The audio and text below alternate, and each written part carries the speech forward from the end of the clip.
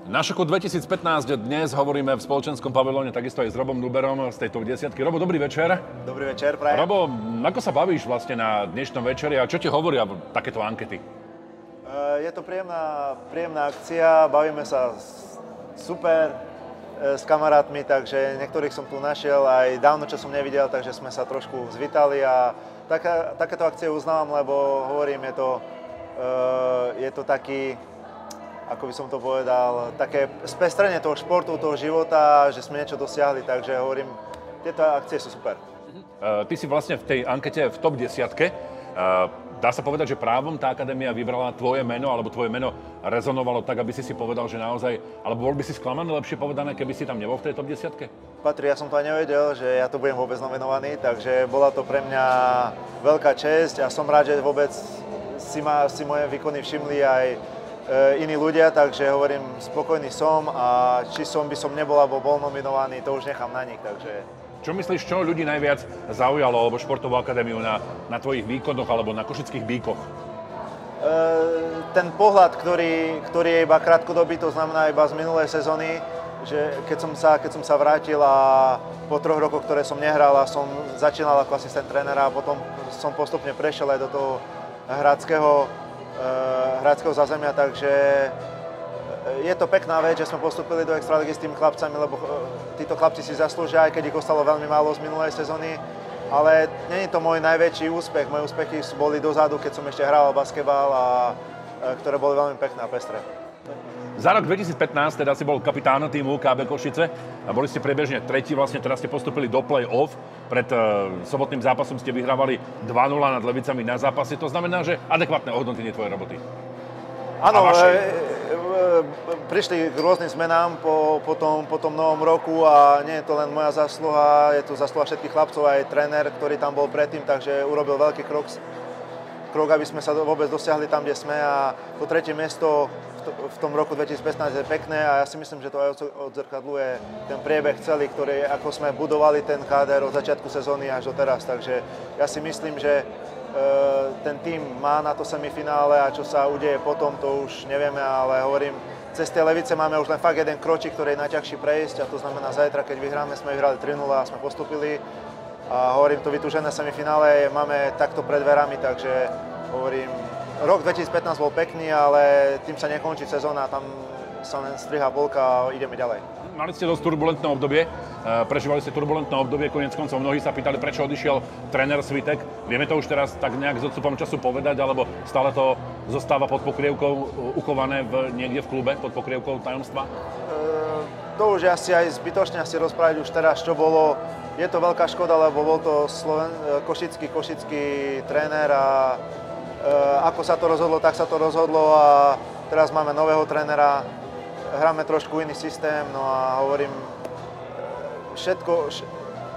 každý smeruje len k tomu, aby boli len tie výsledky a tie ciele, ktoré máme najvyššie, aby boli splnené, takže len toľko k tomu môžem asi povedať. Ale košickí bici robia samozrejme Metropole Východu naozaj veľkú radosť, aj svojim umiestnením, aj samozrejme postupom. Ako ty vnímaš vôbec ten rozmach košického mužského basketbalu? Sú to takisto aj baby z Good Angels z Košice.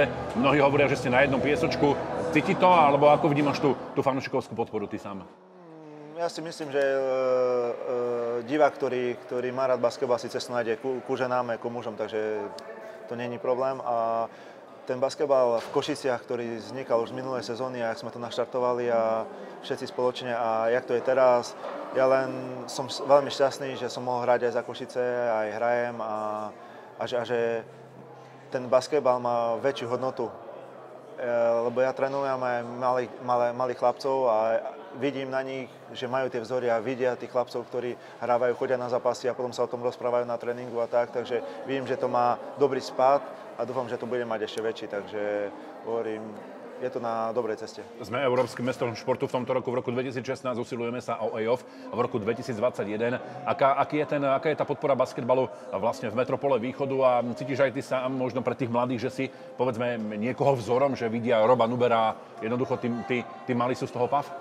Neviem, to by sa trebalo ich spýtať, takže to neviem povedať, ale ja si myslím, že každý jeden chlapec, ktorý dosiahol tú metu extraligy a trošku z nej vyčnieva, je veľkým vzorom pre každého chlapca. A to nielen hovorím o tom, že ako hrá basketbal, ale ak sa aj prezentuje a tak, takže aj svoje decka učím nielen basketbalu, ale chcem, aby aj po ľudskej stránke trošku už začali chytať tie veci, takže hovorím, deti majú veľké vzory, čo je veľký plus pre nich a pre nás je super, že môžeme tým malým deťom ukázať, že aký je basketbal krásny. Takže hovorím, jedno druhé ťahá a je super, keď to tak bude pokračovať ďalej. Povedz mi v závere, ako ty vnímaš vôbec, že Košice sú európskym mestom športu. Znamená to niečo aj pre basketbalistov zvýšiť?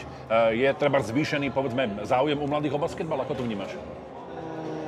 Ako som začal s malými pracovať minulý rok a tento rok, možno, že je tam trošku veľký, ale nie je to nejaké veľké boom, že niečo sa stalo, lebo ja vidím, koľko prišlo chlapcov na začiatok a koľko prichádza teraz a nebolo to nejaký extrémny nejaký nárast toho, takže hovorím, možno ďalší rok bude iný nával, možno sa tu bude hrať, možno kto vie, nejaká európska súťaž, keď Boh dá, sa dobre umiestnime a budú sponzori, takže to je ďalší a ďalší proces, ktorý pre tých mladých chlapcov, ktorí chcú hrať basketbal a vidia, kde sa môže dostať.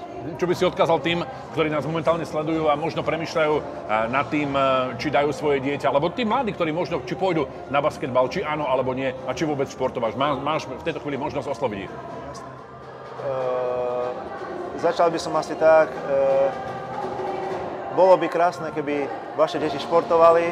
Nehovorím teraz len čisto o basketbale, ale hoci čo hádza na basketbal, to je úplne jedno, ale aby sa venovali niečomu, ktoré prinesie niekde na nejakú peknú cestu. Tak si myslím, že šport je krásna vec, zažijú veľmi veľa zážitkov, strašne veľa kamarátov po celom svete.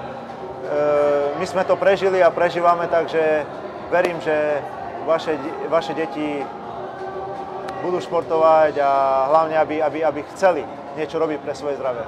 To bol Robo Nuber v top 10 Šoku 2015. Ďakujem veľmi pekne a želám veľa šťastia. Ďakujem pekne.